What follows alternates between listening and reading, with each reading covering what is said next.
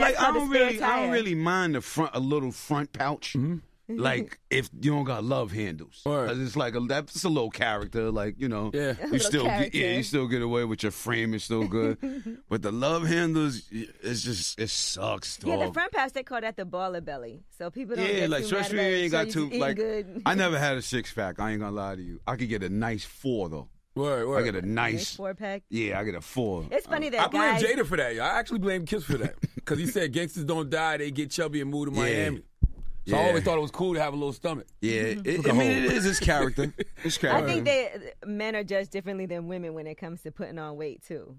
I mean, they are, because we don't even think of guys as being as self-conscious about it as we are. Because for us, it's a big deal. We gain weight. The first thing people say, "Oh, she's pregnant," or. Well, when you middle aged and you're a male. And your back hurt, and you start like grinding when you bending down, and you got to start checking that. It could go all the way downhill from there. I said, I hurt my shoulder. Like I hurt my shoulder. I got a little arthritis in it too. That's why you got to make sure you stretch if you work out.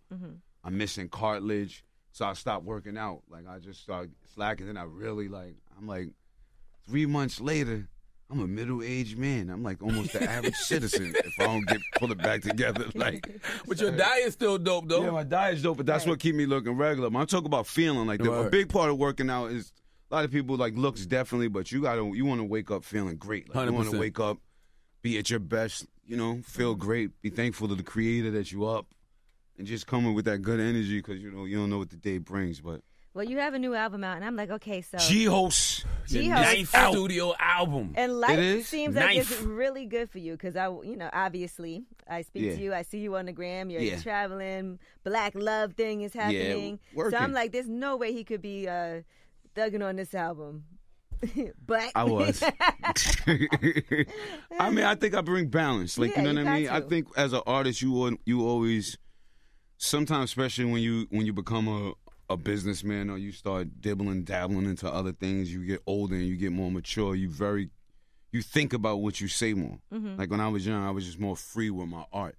But then sometimes you just want to feel free with your art. And I just tried, this one I particularly called it G-Host because I felt like I was going to be a host to the gangsters and the gentlemen on this one. Like, you know what I mean? Like I was just hosting some authentic hip hop. Then I kind of wanted to talk, I think it's an album for the old, the young, the conscious, the gangster, and just like somebody who I guess appreciates lyricism. You know what? I would say this for Styles because obviously I know you way better now than I did like years ago. Yeah. But you really are a gangster and a gentleman. Like that is the truest way to define. I believe so. Your personality. Yeah, I think most rappers are nerds to the most part, and then most of them were raised right to some degree. Like, you know what I'm saying? I think the streets always... I think that was one thing I was blessed. That's what helped me along with the juice game. I always, from the jump, wanted people to know I'm a gentleman. I'm not all street. I'm not all thug. Like, I was raised right. My parents did a good job. Just streets take you to another way sometimes. But I think that's important, especially in our society. Like, we was taught to say, please, thank you, hold doors. Absolutely. Right. Pick up bags for neighbors, and just try to just all around be courteous. That's what my grandma would say, man, doesn't take you where money won't. Yeah, you know what I mean? So I feel like being courteous. I feel like you're always trying to find balance in life. It's like you're on a constant quest for balance. That's my daily quest is for balance and peace. Right. Daily. Like, daily. Because a dude told me this, shout out to Seasoned Vegan in Harlem. Beautiful plant, base spot, 113 St. Nicholas. Go there if you ever want a soulful vegan joint. But a worker told me one day, and it stuck with me years ago. He told me, balance is this.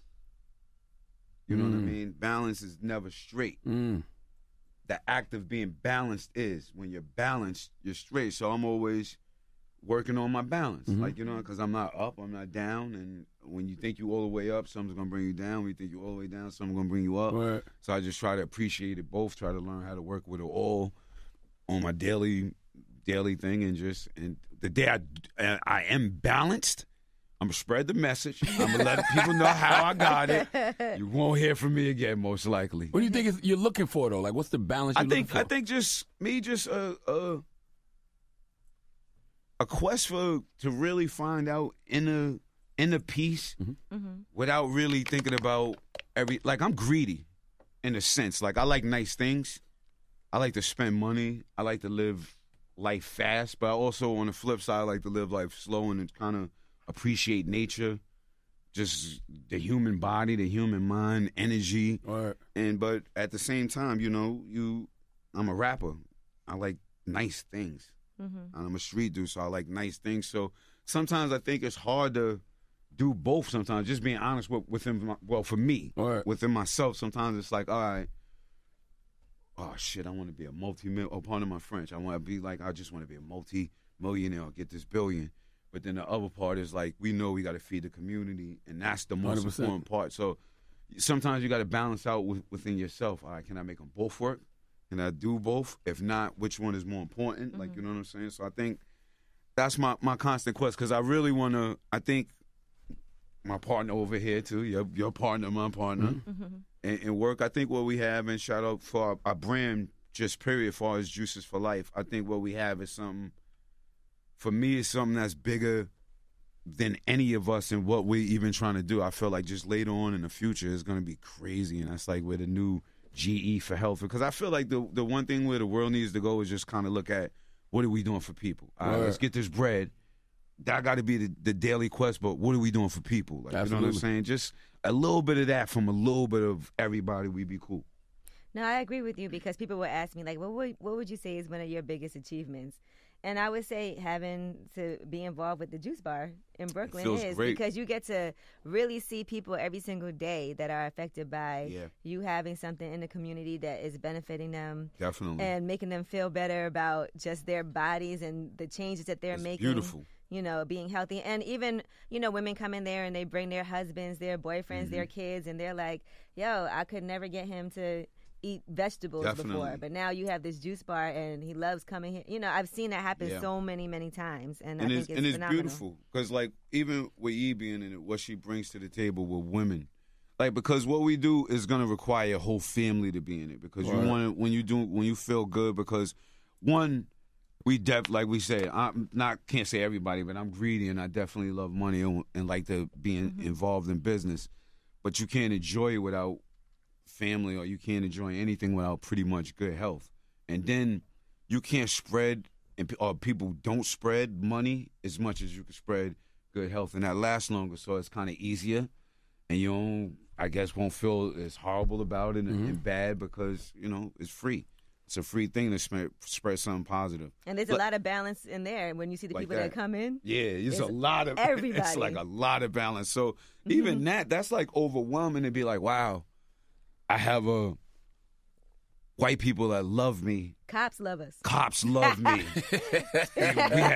we have a Mormon crowd. Something like, it's just bugged out to just see, and they know what we there for and what we doing, and they know it's about the family, about just taking care of yourself, taking care of your family, taking care of your community, and we about balance. Like, because I think the one thing that happens with the health thing, and I think that's like, you think you can't be hip hop, cool, pop, whatever, and do it. Like, nah, we ain't gurus. We ain't saying judging you. We saying live your life, but just throw a little balance in it and just try to take care of your people. That's just the main focus. And it's part of living your best life at the end of the that's day. it.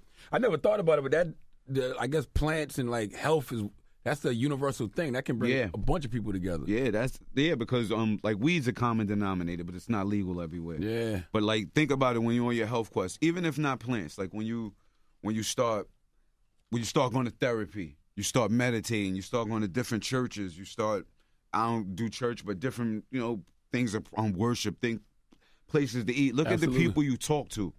When you're just doing something when you're trying to better yourself or get a better energy about yourself. 100%. Like, you just start meeting different people from different walks of life that kind of give you an open eye to be like, all right, it's more people like me. Because we more alike than we are different. Even, like, you could be on a plane with a KKK dude. If he's tired, you yawn, he gonna yawn.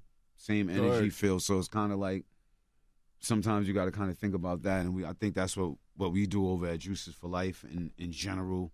So that's why I think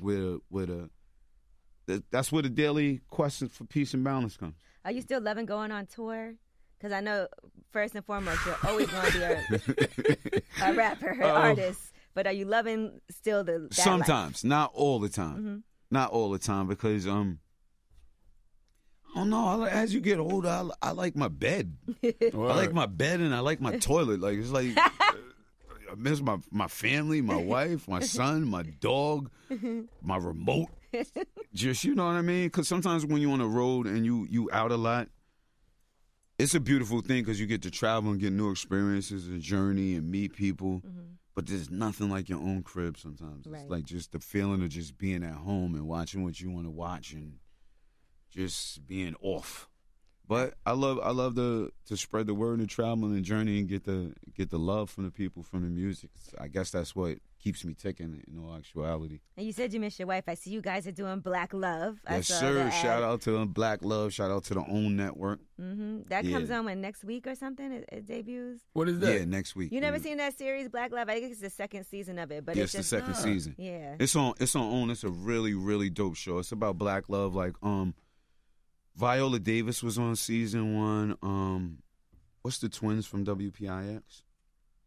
Tamara. And one of them was on there. It's just about couples and their trials and tribulations and what they go through, just building up Black Love. Yeah, I think Kurt Franklin's on. Mm-hmm. Grant Hill. And Tamia. It's real. It's actually really dope. A real dope show. I was surprised they called us because we wasn't yet. I didn't think we was typical. They try to take all different types of, and it's not all famous couples That was so dope. Yeah, that's what's so dope. I was like, oh, they want some G. How was that? Because when I look at your tweets, I'm like, okay, I know Styles still got a slight temper. You know, TV people can be annoying.